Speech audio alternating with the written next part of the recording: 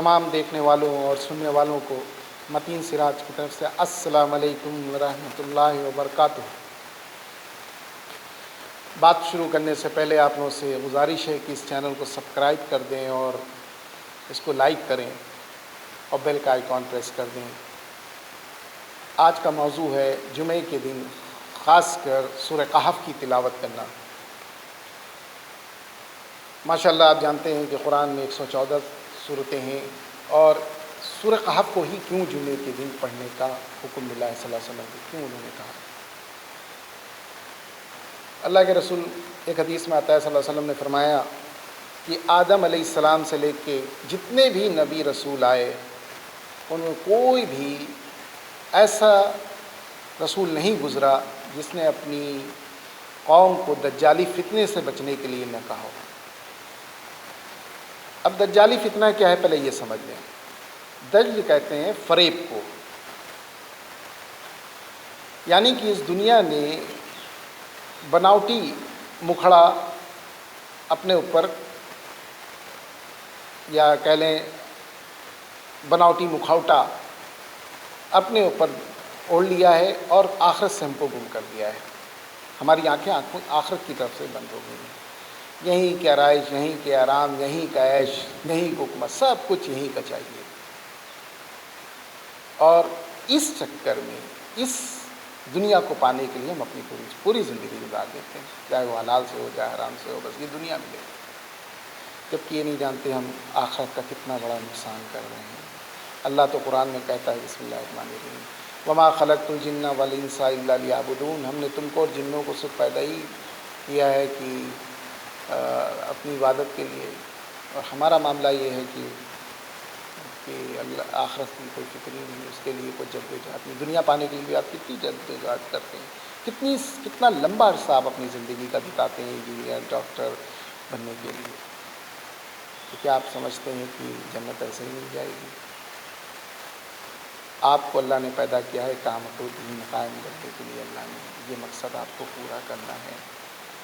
کسی نے نہیں منع کیا آپ پڑھیں نہ، کانوینٹ نہ جائیں، کہیں منع نہیں ہے۔ اللہ کی رسول کے اوپر جو پہلی صورت ہی اتر رہی ہے اقرا، سورہ علق، بسم اللہ الرحمن الرحیم اقرا بسم ربک الذی خلق، پڑھائی کے لیے تو یہ بہت ضروری ہے کہ ہم پڑھیں ضرور، لیکن جو ہم پر سب سے بڑی ڈیوٹی دی گئی ہے اس قرآن کی کو سمجھنا، پڑھنا اور اس کی تبلیغ کرنا، اپنے بچوں کو تبلیغ پڑھانا بہت اہم ہے۔ تو ایک حدیث میں آتا ہے کہ وہ جو شخص واحد دجال ہے، یہ تو دجالی فتنہ ہے، وہ آئے گا قیامت کی علامت کبریٰ میں سے ہے۔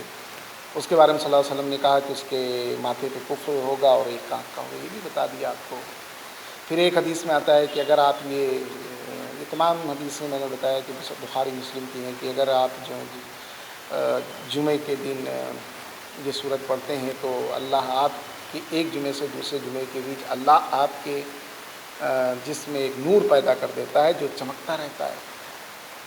اور یہ جو 10 آیات اللہ شروع کی 10 آیات آپ یاد کر لی، صلی اللہ علیہ وسلم نے فرمایا اس کو اگر یاد کر لیں گے تو دجال کا آپ کے اوپر کوئی اثر نہیں ہوگا، انشاءاللہ ابھی جب تفصیل بیان کریں گے تو اس میں آئے گا۔ تو یہ بہت ضروری ہے، ہر جمعے کو کوشش کریں سورہ کہف ضرور پڑھیں۔ ایک حدیث میں آتا ہے کہ صلی اللہ علیہ وسلم ایک صحابی رات صبح جمعے کے دن جو تھے وہ صحابی سورہ کہف پڑھ رہے تھے، تلاوت کر رہے تھے، دیکھا کہ ایک بادل جو ہے اتنا نیچے آ گیا کہ ان کا جو گھوڑا تھا وہ ہنہنانے لگا۔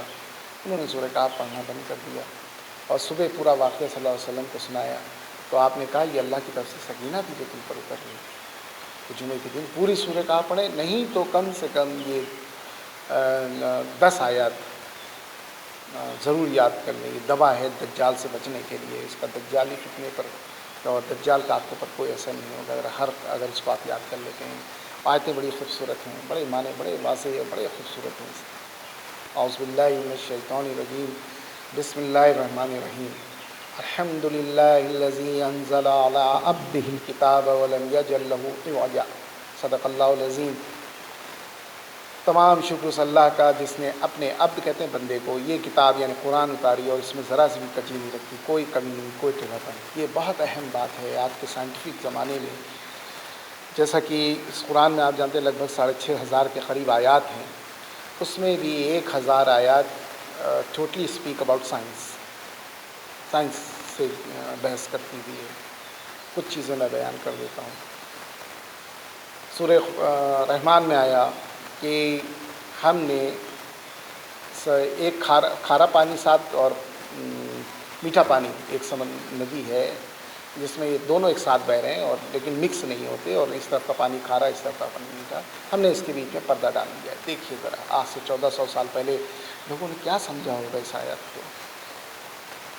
تو جب آج کے زمانے میں ہمارے سائنٹسٹ نے دیکھا تو پتہ چلا وہاں باقاعدہ پردہ پڑا ہوا ہے. یہ کوئی بتائیے ذرا 1400 سال پہلے جہاں صلی اللہ علیہ وسلم کبھی گئے نہیں, نہ ٹیلیسکوپ, یہ حیرت ایسی. یہ ہے قرآن آپ کا معجزہ ہے. یہ جو چیزیں صلی اللہ علیہ وسلم نے 1400 سال پہلے اللہ نے صلی اللہ علیہ وسلم کو بتائیں وہ آج آپ کے آنکھوں کے سامنے ہو رہا.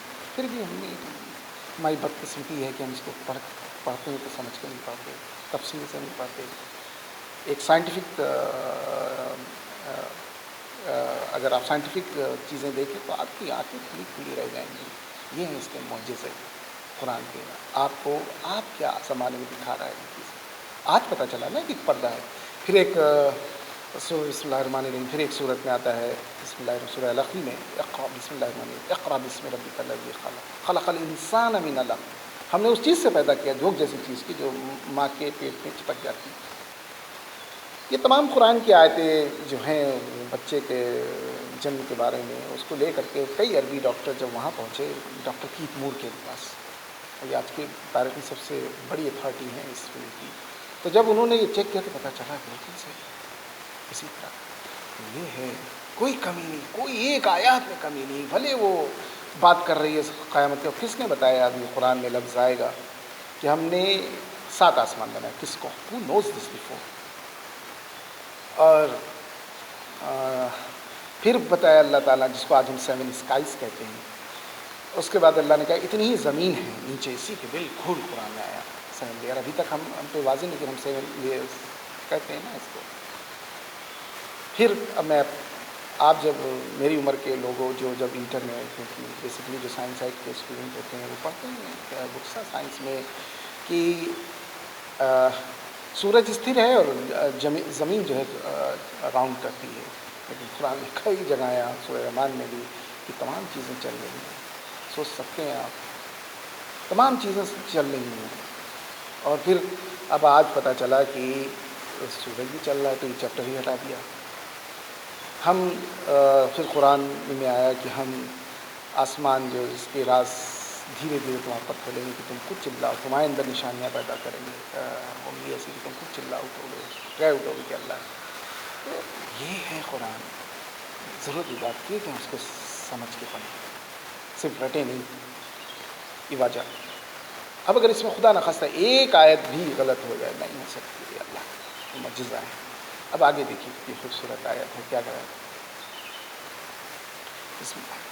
قیما لینذر باسا شدیدا من لدنہ ویبشر المؤمنین الذین یعملون الصالحات ان لهم اجرا حسنا. کیا کہتے ہیں, خبردار کر دیجئے لوگوں کو. ایک باسن کا لفظ کے جو معنی ہیں, ایک بہت بڑی مصیبت, بہت بڑی آفت, بہت بڑی جنگ. ابھی میں حدیث میں بیان کر چکا ہوں کہ سب سے بڑی جو مصیبت ہے آج کی تاریخ میں دجالی فتنہ ہے, کہ ہم آخرت کو بھولے ہوئے ہیں, دنیا ہی میں بس گم ہو کے رہ گئے ہیں.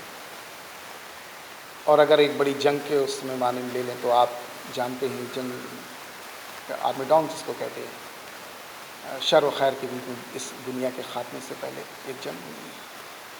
من لدنہ اللہ کہہ رہا ہے, میری طرف سے ہوگی. یہ بڑی جنگ بھی, بہت بڑی مصیبت بھی, ایک بہت بڑی آفت بھی. اب جیسے آج کل یہ مصیبت آئی ہوئی ہے کرونا وائرس, بہت بڑی مصیبت, بہت بڑی بیماری, میری طرف سے ہوگی. یہ ساری آزمائشیں میری. اور یہ جب قرآن جب اس طرح کی بات کرتا ہے ڈرانے کی, تو فوراً خوشخبری دیتا ہے. وَيُبَشِّرَ الْمُؤْمِنِينَ الَّذِينَ يَعْمَلُونَ الصَّالِحَاتِ أَنَّ لَهُمْ أَجْرًا حَسَنًا. اور خوشخبری دے دو ان لوگوں, کن لوگوں کو, جو لوگ ایمان لاتے ہیں اور نیک عمل کرتے ہیں. یہ دھیان رکھیے, عمل صالح جو ہے اللہ کے نزدیک وہ ہے کہ جو آپ اللہ کی راہ میں دین قائم کرنے کے لیے آپ کرتے ہیں, کوئی بھی طریقے سے کریں, لیکن آپ کو قائم کرنا ہے. ان کو عمل صالح کہتے ہیں. غریب کو پیسے دینے نیکی ہیں، لیکن عمل صالح وہ یہ ہے ایمان والا بھی ہو، ساتھ میں نیک عمل ہو. یہ کم سے کم 72 مرتبہ اس قرآن میں آیا تھا یہ الذین آمنوا وعملوا الصالحات. تو اللہ فرما رہے ہیں کہ ان لوگوں کو خوشخبری دیجیے کہ جو لوگ نیک عمل کرتے ہیں اور ایمان بھی رکھتے ہیں. اب ایمان کا مطلب سمجھ لیجیے. یہ ایمان آپ اللہ سے محبت کرتے ہیں الحمدللہ، رسول سے محبت کرتے ہیں، لیکن گناہ کرتے ہیں، سود کا کاروبار کرتے ہیں، تو پھر اللہ تعالیٰ بڑی سخت قرآن میں آیات ہیں کہ اگر تم میرے دین کے شریعت کے ایک حصے کو مانتے ہو دوسرے کو نہیں. کیا مطلب ہے کہ تم روزہ کر رہے ہو، نماز پڑھ رہے ہو، سب کر رہے ہو، حج کر رہے ہو، لیکن ساتھ میں سودی کاروبار بھی کر رہے ہو، گناہ بھی کر رہے ہو، جھوٹ بھی بول رہے ہو، حرام بھی کر رہے ہو. تو اللہ فرماتا ہے قرآن میں کہ تمہاری سزا یہ ہے کہ تم دنیا میں ذلت ملے. پورے آج دیکھ لیجیے پوری دنیا میں کیا حال ہے. مور دین 50 ملک ہیں اسلامی. کیا ہم لوگوں کی کوئی بھی ساتھ نہیں پوری دنیا میں. تو اور اگر تم بہت نیک عمل غریبوں کو شادیاں لڑکیوں شادیاں ان کی تعلیم کراتے ہو اور اللہ کے نہ نماز نہ روزہ کی ہے، اللہ تعالیٰ فرمائے ان لوگوں کو خوشخبری دو جو ایمان بھی رکھتے ہوں. اس کی بہت بڑی وضاحت سورہ توبہ میں آیت نمبر 25 میں آئی کہ حقیقت میں ایمان کی محبت کا مطلب کیا ہے. اللہ تعالیٰ فرما رہا ہے، غور سے سنیے. یہ 3 چیزیں کون سی؟ اللہ سے محبت، رسول سے محبت اور جہاد فی سبیل اللہ. سورہ توبہ آیت نمبر 25 ہے. اور جہاد فی سبیل اللہ. جہاد فی سبیل اللہ سے مراد کیا ہے؟ جو لوگ جنگ میں جاتے ہیں اللہ کے دین کے، وہ بھی جہاد ہے. جو لوگ دین کو پھیلا رہے ہیں، یہ بھی جہاد ہے. اور جو لوگ اپنی نفس کو مار کر کے اللہ کے کام میں لگے ہوئے ہیں، یہ بھی جہاد ہے. جہاد فی سبیل اللہ. ان 3 کی محبت اگر کم تر ہے، ان محبت سے تمہاری محبت تمہارے ماں باپ سے، تمہاری بیوی سے، تمہارے بچوں سے، تمہارے رشتہ دار سے، یہ 4 چیزیں ہو گئی. تمہارے مال سے جو تم نے جمع کیا ہے، تمہارے اس مال سے جو تم نے بازار میں لگا رکھا ہے جس کا خوف تمہیں ہر وقت ڈرائے رکھتا ہے، اور محلوں سے، محلوں اور جہاد فی سبیل اللہ. جہاد فی سبیل اللہ سے مطلب ان چیزوں سے اگر تمہیں یہ 3 چیزیں کی محبت کم ہے تو جب اللہ کہہ رہا دفع ہو جاؤ. میں سے فاسقوں کو ہدایت ہی نہیں دیتے تھے. کس سے بات کر رہا ہے؟ مسلمانوں سے بات کر رہا ہے. تو یہ اہم چیز ہے کہ ہمیں کبھی بھی اللہ اور اس کے رسول جہاد فی سبیل اللہ کی محبت ہمیشہ زیادہ تر رہنا چاہیے. آپ کے بیوی بچے ماں باپ. قرآن میں ایک تو ایک جگہ ہے بیوی بچے تمہارے فتنہ ہیں. یہ کہیں تمہیں ڈگر سے دین کے معاملے میں تمہیں کہیں موڑ نہ دے. مانی بات ہے آپ دین کام کرنے نکلیں گے تو جو گھر میں عیش آرام سے سب ختم ہو جائے گا آپ کا. ان لہم وَيُبَشِّرُ الْمُؤْمِنِينَ الَّذِينَ يَعْمَلُونَ الصَّالِحَاتِ أَنَّ لَهُمْ أَجْرًا حَسَنًا. تب تمہیں اچھا اجر ملے گا. کیا اجر ہے؟ کیا اجر ہے؟ ماں کسی نفی ابدا، جس میں تم ہمیشہ رہو گے. کیا مطلب اللہ کا؟ یہ آپ 70 سال کی زندگی، 60 سال کی زندگی تو آپ کی ہمیشہ کی زندگی نہیں ہے. اللہ کون سا اجر کی بات کر رہا ہے؟ جنت کا. اگر تم یہ عمل کرو گے، نیک ایمان لاؤ گے، نیک عمل کرو گے تو تمہیں اجر حسنہ ہے، جنت کا اجر ہے. ماں کسی نفی ابدا، جس میں تم ہمیشہ رہو گے، کوئی نہیں نکالے گا. آپ دنیا کی خوبصورت سے خوبصورت جگہ چلے جائیے، کچھ دل میں دل اٹھنے لگتا ہے. جنت کا ایسا.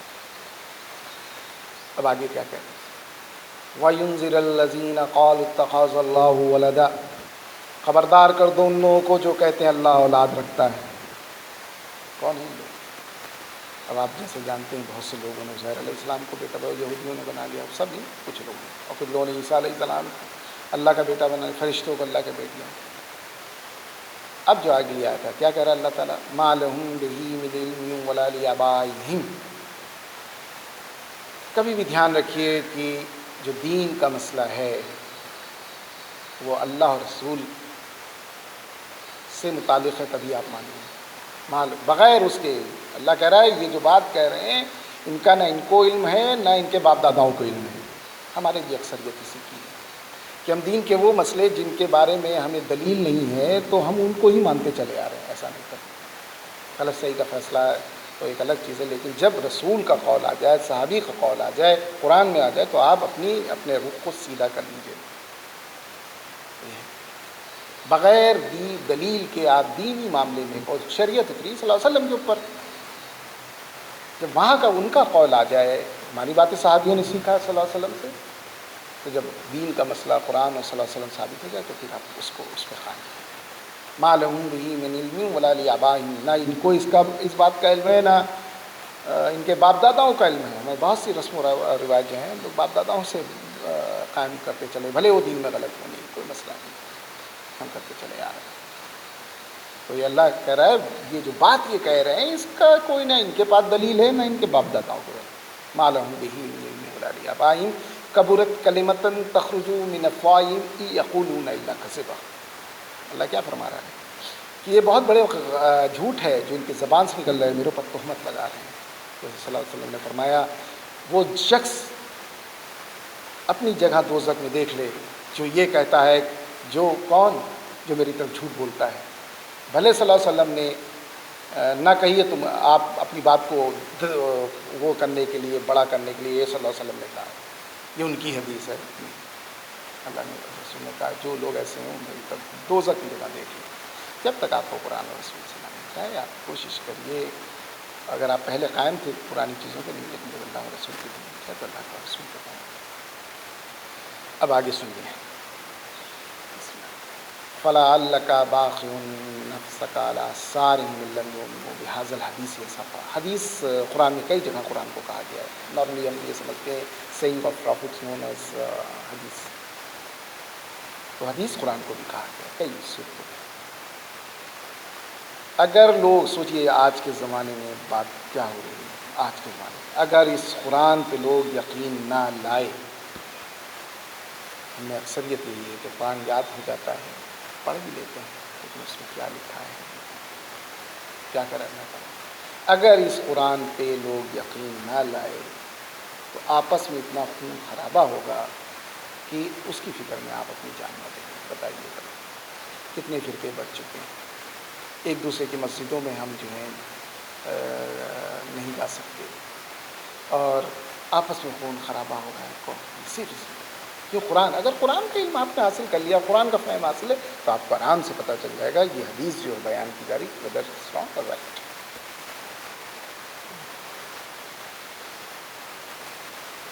اِنَّا جَعَلْنَا مَا عَلَى الْأَرْضِ زِينَةً لَهَا لِنَبْلُوَهُمْ أَيُّهُمْ أَحْسَنُ عَمَلًا۔ بہت خوبصورت آیت ہے، اس آیت کا عمود ہے یہ زینت۔ اللہ تعالیٰ فرما رہے ہیں کہ اس زمین کے اوپر کی تمام یہ جو خوبصورتی ہے، اس کی زینت، اس کا بناؤ سنگار جو ہے، ہم تمہاری آنکھوں میں اتنا کر دیں گے، پھر لِنَبْلُوَهُمْ أَيُّهُمْ أَحْسَنُ عَمَلًا، پھر تمہیں آزمائیں گے تمہارے اعمال کے ذریعے۔ یہ ہوٹل ہیں، یہ بڑی بڑی بلڈنگیں ہیں، بہترین خوبصورت پارک ہیں، خوبصورت چیزیں ہیں، اب آپ اسی میں گم ہو کے رہ گئے۔ آپ سوئٹزرلینڈ وغیرہ چلے گئے تو دیکھا تو یہ لوگ تو وہاں پہ اس سے بڑی خوبصورتی ہے، آپ سمجھیں گے ہدایت پہ تو یہی لوگ ہیں، جنت تو انہی کو ملی ہوئی ہے۔ اللہ کہہ رہا ہے اگر تم اس طرف جاتے ہو دنیا تو تم دوزخ، پکا دوزخی، اگر ان سب سے رخ موڑ کے اگر تم جنت کی طرف اور آخرت کی اور جنت کی خوبیوں اور اس کے آرام اور عائش کی طرف جائیں گے، جنتیاں تو اگلی آیت ہے بہت ہی خوبصورت ہے، کیا کہہ رہا اللہ تعالیٰ، وَإِنَّا لَجَاعِلُونَ مَا عَلَيْهَا صَعِيدًا جُرُزًا۔ ایک وقت ایسا آئے گا کہ ہم اس کو ایسا کر دیں گے جیسے جوتا ہوا کھیت نہ، یہ بڑی بڑی چٹیل میدان، یہ بڑی بڑی بلڈنگیں رہیں گی، کچھ نہیں رہے گا، سب صاف ہو جائے گا، ایسا ہو جائے گا جیسے کھیت میں کوئی بھس کٹنے کے بعد بھس رہتا ہے۔ یہ آج جس دنیا کو آپ بہت خوبصورت بڑا عیش والا سمجھتے ہیں، ام حسبت ان اصحاب الکہف والرقیم کانوا من آیاتنا عجبا۔ کیا تم سمجھتے ہو غار والے میری بڑی عجیب نشانیوں میں سے؟ یہ بہت ہے، اس کا پس منظر سمجھ گیا آپ نے۔ جب صلی اللہ علیہ وسلم نے فرمایا آ کر کے کہ میں کہا کہ میں نبی ہوں، تو آپ جانتے ہیں کہ مکے میں تو یہودی نہیں تھے، لیکن مدینے میں ان کا راج تھا، بنو قریظہ، بنو قینقاع، بنو نذیر، بڑے عالم تھے۔ عبدالسلام رضی اللہ عنہ اور نجیب رضی اللہ عنہ کہاں سے آئے؟ وہیں سے صلی اللہ علیہ وسلم کی ایماندار، ان کو پتا تھا کہ نبی کو آنا ہے، لیکن وہ کیا سمجھتے تھے کہ نبی میرے ہم لوگوں میں سے آئے گا، کیونکہ ان کی جو تورات ہے اس میں ہے کہ اے موسیٰ، میں تمہاری مانی تمہارے بھائیوں میں سے ایک شخص کو اٹھاؤں گا، نبی تمہارے وہاں نبی کو اٹھاؤں گا جو، اور اس کی زبان میں اپنا کلام ڈالوں گا اور وہ وہی بولے گا جو میں بولوں گا۔ اب دیکھ لیجیے، صاحب شریعت جو ہیں موسیٰ علیہ السلام بھی ہیں اور صاحب شریعت اللہ کے رسول ہیں۔ اور آپ کو پتہ ہے کہ تو تورات جو موسیٰ علیہ السلام نے لکھی ہوئی تختی میں تھی، لیکن صلی اللہ علیہ وسلم تو وہی کی شکل میں ہے، جبریل علیہ السلام لائے پورا قرآن۔ تو وہ سمجھتے، اب یہ سمجھیے بھائیوں کا معاملہ، آپ جانتے ہیں کہ موسیٰ علیہ السلام کی جو قوم تھی کہ بنی اسرائیل کہلاتی ہے نا، کون ہے یہ لوگ؟ حضرت اسحاق علیہ السلام کے جو صاحبزادے ہیں یعقوب علیہ السلام، ان کے 12 بیٹے، ان سے جو قوم چلی جو آخر میں آ کے عیسیٰ علیہ السلام کے لاسٹ نبی، یہ کون ہے؟ بنی اسرائیل۔ اور صلی اللہ علیہ وسلم کس کی اولاد میں سے ہیں؟ اسماعیل علیہ السلام کی جو اولاد ہیں وہ آگے چل کر صرف ایک نبی آئے ہیں، وہ بنی اسماعیل جس میں حضرت محمد صلی اللہ علیہ وسلم ہیں، تو دونوں سگے چچیرے میں۔ تو جب ان کو پتہ چلا تو یہ جو ابو جہل، ابو لہب، یہ امیہ ابن خلف اور ابو جہل اور یہ سب لوگوں نے گئے مدینے اور ان کے عالموں سے کہا کہ آپ ہم کو کچھ ایسے سوال بتا دیجئے کہ صلی اللہ علیہ وسلم سے کریں اور وہ جواب نہ دے پائیں۔ تو انہوں نے 3 سوال پوچھے۔ پہلا پوچھا ان سے، کہنا جا کے قحف، غار والے کون ہیں؟ قحف مطلب ہوتا ہے غار۔ دوسرا سوال کیا کہ ذوالقرنین کون ہیں؟ تیسرا سوال کیا روح کیا ہے؟ اگر وہ 2 سوالوں کا جواب دے دے اور تیسرے کا بھی جواب دے دے، سمجھ لو غلط ہے۔ کیسے؟ روح کے بارے میں سورہ بنی اسرائیل میں آئے گا کہ وہ کوئی جواب نہیں دے سکتا، وہ صرف اللہ نے کہا وہ اللہ کے عاملوں میں سے، بس اس کہنے پہ چھوڑ دیا۔ تو تینوں، تو یہاں پہ جب یہ تینوں آئے اور لوگ آئے اور صلی اللہ علیہ وسلم سے محفل میں بیٹھے پوچھا کہ یہ بتائیے کون ہے، قحف والے کون ہے، ذوالقرنین کون ہے اور روح کیا ہے؟ تو صلی اللہ علیہ وسلم نے کہا ٹھیک ہے، کل آ جانا، میں بتا دوں گا۔ یہاں پہ صلی اللہ علیہ وسلم سے صاحب ہو گیا، انہوں نے انشاءاللہ نہیں کہا۔ دیکھیے ہم لوگ اللہ کے سامنے کیا ویلیو رکھتے ہیں، تو ہم لوگ چھوٹی چھوٹی غلطیاں اللہ تعالیٰ کے، لیکن جن کے بالکل مقام ہوتے ہیں اتنی پکڑ اللہ کی مضبوط پکڑ مضبوط۔ 3-4 دن گزر گئے، 5 دن گزر گئے، نہیں آئے جبریل علیہ السلام۔ مانی بات انہوں نے تو ہنسی اڑا لی ہوگی اس زمانے میں، یہ دیکھیے نبی کہتے تھے جواب نہیں دے پائے۔ تب پھر صلی اللہ علیہ وسلم کے پاس جبریل علیہ السلام آئے اور تمام باتوں کا جواب دیا، اور پھر کہا دیکھو کبھی کوئی بات اگر آگے کرنی ہو تو انشاءاللہ کہ بغیر نہ کرنا۔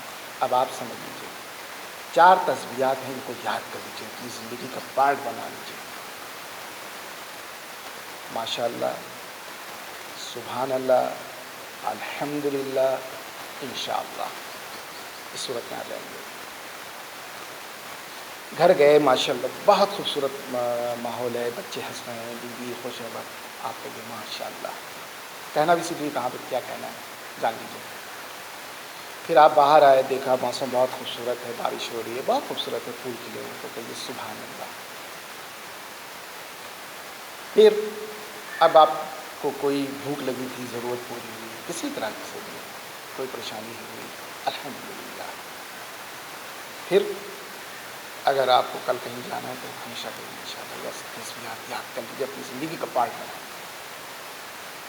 اس کے بعد کیا ہوا؟ بسم اللہ۔ اذ اول الفتية الى الكهف فقالوا ربنا آتنا من لدنك رحمة وهيئ لنا من امرنا رشدا۔ وہ کچھ نوجوان تھے جو اللہ کے غار میں آئے، انہوں نے کہا کہ اللہ تو اپنی رحمت سے ہم کو کامیاب کر، کیا مانگا تھا، سنیں اور سوچیں۔ آپ جانتے ہیں دنیا میں اس عرب خطے کو چھوڑ کر کے سیریا اور یہ سب شام وغیرہ میں حکومت کی تھی بیزنٹائن رومن امپائر، 2 ہی حکومت کرتی تھی، ایک سعودی عرب کے چاروں طرف، ایک بیزنٹائن اور دوسری سسٹینیٹ یعنی ایرانین جو تھے۔ تو اس وقت یہ رومن امپائر سب سے بت پرست تھا۔ تو لیکن یہ فلسطین کا جو ایریا ہے اس میں جو ہے ایک یہودی بادشاہ پپٹ ٹائپ کا بیٹھا ہوا تھا، اور جب عیسیٰ علیہ السلام آئے ہیں تو اس ایریے میں جب انہوں نے دعوت و تبلیغ کا کام کیا تو ان کے ماننے والے کون ہیں؟ مسلمان ہیں، حواریین جس کو کہتے ہیں، جیسے ہمارے یہاں صحابی کہلاتے ہیں۔ آج کے عیسائیوں پہ وہ مت کریے، اور ان وہ لوگ تھے عیسیٰ علیہ السلام کو ماننے والے، ان پر ان کے کہنے کے حساب سے چلنے والے، تو بھی مسلمان تھے. تو سن 30 یہ انہوں نے جو سازش رچی اور 3 بہت لمبا قصہ ہے، خیر وہ بیان کروں گا. 30 یا 33 عیسوی میں اللہ تعالیٰ نے عیسیٰ علیہ السلام کو اٹھا دیا، اور ادھر ان یہودیوں نے ان کے ساتھ ودروہ کر دیا جسے بولتے ہیں. تو سن 70 عیسوی میں ٹائٹس رومی، رومن امپائر کا جو بادشاہ تھا، وہ آیا. اس نے 1,33,000 کو قتل کیا یہودیوں کو، ان کا بیت المقدس اور یہ سب وغیرہ ڈھا دیا اور سب کو باہر نکال دیا. اب جو کچھ اکا دکا یہودی تو چلے گئے، اکا دکا جو یہ تھے عیسائی لوگ، ان کے اوپر بڑی سختی ہوتی تھی، خوب مارا پیٹا جاتا. اس میں سے کچھ نوجوانوں کی پیشی ہوئی. یہ جو بت پرست بادشاہ تھا ڈیشیس، جس کو دقیانوس کہتے ہیں، اس نے کہا دیکھو یا تو تم عیسیٰ علیہ السلام کو ماننا چھوڑ دو اور بت پرستی کر لو، نہیں تو تمہیں مار دیں گے. یہ لوگ نے کہا کہ ہم لوگ ان سے کیا لڑ پائیں گے، چلو غار میں جا کر کے بیٹھتے ہیں، ساتھ میں جاتے سوچتے ہیں وہی اللہ مدد کرے گا. وہاں پہ وہ آئے اور اللہ نے ان کو سلا دیا. 300 سال کے لیے سلا دیا اللہ تعالیٰ. قرآن میں آئے گا سورۃ کہف میں. اس دوران کیا ہوا کہ ان کا جو عیسائیوں کا بادشاہ تھا، بت پرست بادشاہ تھا رومن امپائر کا، کانسٹنٹائن، اس نے عیسائیت لے لی 300 عیسوی میں. اب جب اس نے عیسائیت قبول کر لی تو پوری امپائر میں عیسائیت ہو گئی.